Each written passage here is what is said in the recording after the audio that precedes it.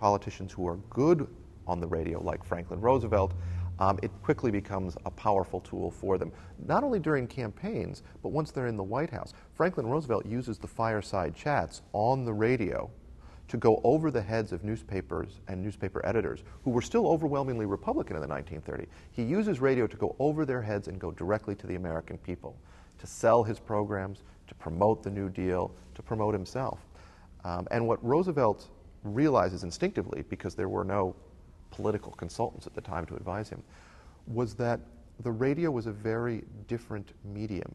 The radio brought you into people's homes, which meant that you needed to be cooler. You needed to tone down your presentation. Very few people like to invite others, particularly politicians, into their living rooms and then have them yell at you. But that was the standard form of political communication. Prior to the radio, you went to a rally, you spoke to a large crowd, and you tried to be as dramatic and expressive as possible.